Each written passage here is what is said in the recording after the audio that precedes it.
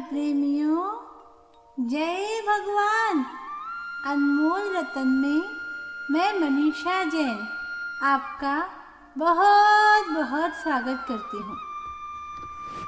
प्रेमियों, वर्तमान में मनुष्य रोबोट का निर्माण करने की सोचते सोचते स्वयं भी रोबोट ही बन गया है।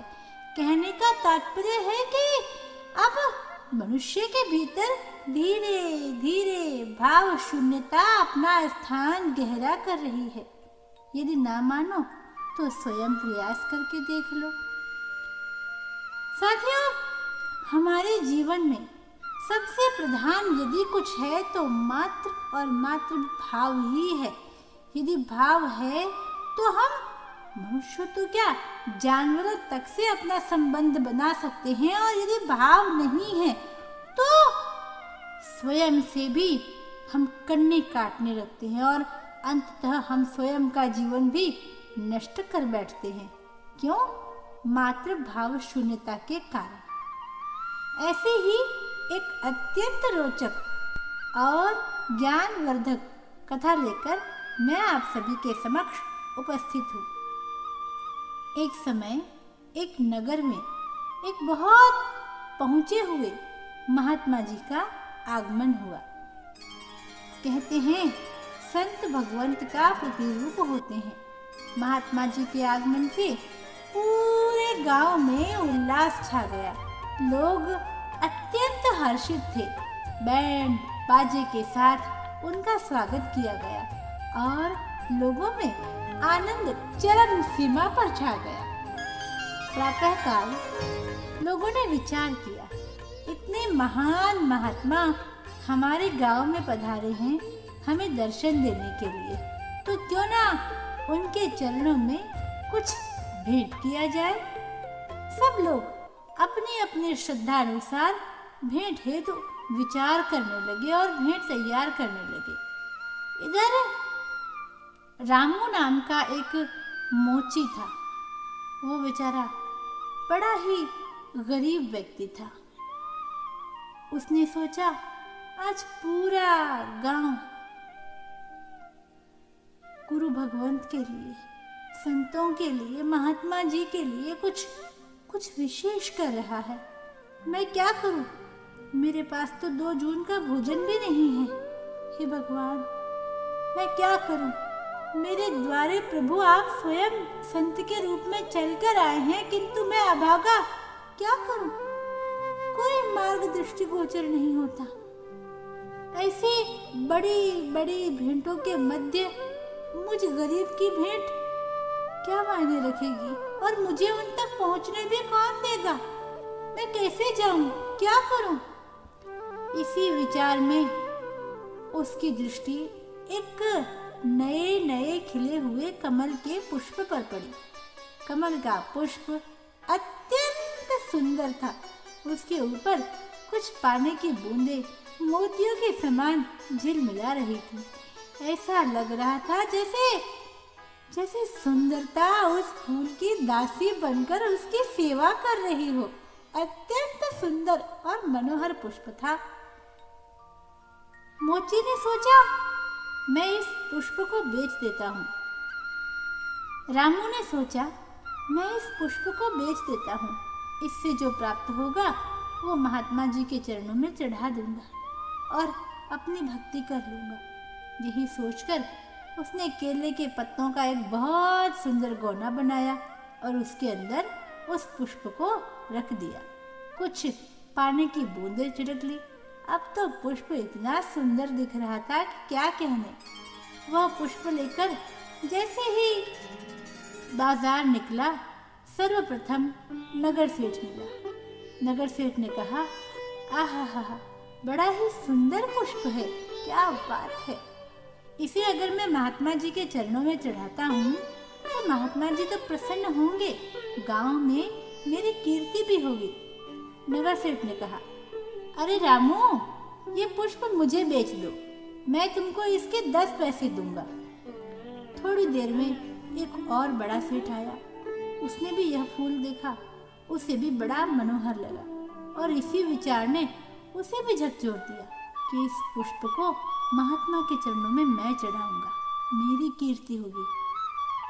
उस सेठ ने रामू से कहा, अरे नहीं रामू, ये पुष्प तुम मुझे बेचो, मैं इसके पूरे 50 सोने के सिक्के तुमको दूंगा, ये पुष्प मुझे बेच दो। थोड़ी ही देर में घूमते घूमते वहां से मंत्री जी निकले जो अपने वाहन पर सवार थे। उन दोनों सेठों की खींचातानी सुनकर मंत्री जी ने सुना तो उन्हें समझ में आया कि पुष्प का विषय है। मंत्री ने भी वो पुष्प देखा और पुष्प अत्यंत सुंदर था। मंत्री के मन में भी उसी विचार ने अपना आसन जमा लिया। मंत्री ने कहा, रामू, यह पुष्प हमें बेच दो, हम तुम्हें इसके पूरे 100 सिक्के देंगे।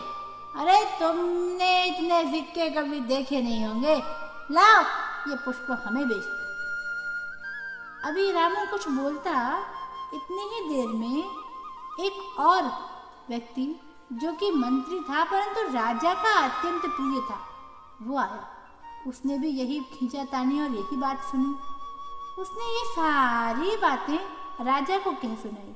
राजा स्वयं चलकर आए, पुष्प देखा, पुष्प अत्यंत सुंदर था और यही विचार राजा के मन मस्तिष्क में भी आधम का, ये पुष्प मैं दूंगा और इससे संत महात्मा अत्यंत प्रसन्न होंगे।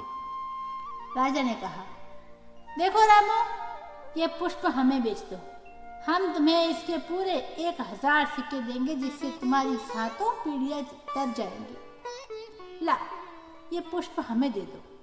रामू विचार में पड़ गया, क्या ये पुष्प इतना मूल्यवान है? मैं क्यों लूं चंद सिक्के? क्यों ना इस पुष्प को मैं ही महात्मा जी के चरणों में चढ़ा दूं? मैं तो जानता ही नहीं था, प्रभु ने मुझे इतना मूल्यवान उपहार दिया है महात्मा के चरणों में चढ़ाने के लिए।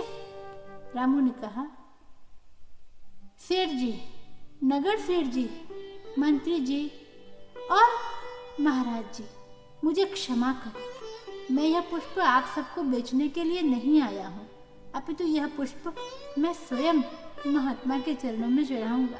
मेरी बहुत इच्छा है इस पुष्प को महात्मा के चरणों में चढ़ाने की।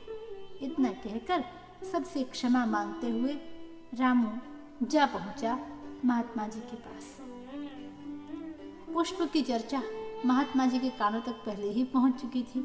जब पुष्प को लिए हुए रामू को लोगों ने आते देखा तो महात्मा जी के पास से भीड़ कुछ छंट गई, जैसे रामू को जाने के लिए स्थान प्राप्त हो गया। रामू ने महात्मा जी के चरणों में वह पुष्प रखा और घुटनों के बल बैठकर फूट फूट कर रोने लगा। कहने लगा, हे महात्मन, मैं कल से, जब से आप आए हैं तब से विचार कर रहा था, मैं गरीब, मूर्ख, अनपढ़ मनुष्य आप जैसे महात्मा को क्या भेंट दूं? आप संत नहीं, संत के रूप में भगवंत हैं, पर मैं आपको क्या दूं?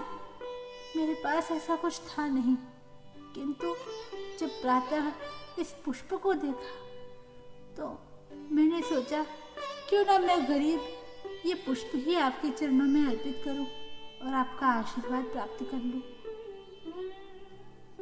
रामू की सच्ची भक्ति, निष्ठा, प्रेम और अविरल भावना देखकर महात्मा के चरणों में, महात्मा के नेत्रों में भी अश्रु भर आए और महात्मा ने उठकर स्वयं रामू को अपने हृदय से लगा लिया और कहा, रामू, जिसके हृदय में भाव है उसे प्रभु स्वयं स्वीकार करते हैं।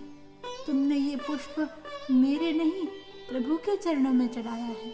मुझे 100% विश्वास है प्रभु तुम्हारी इस भेंट को अवश्य स्वीकार करेंगे और तुम्हारे जन्म जन्मांतर के पापों को क्षमा कर देंगे।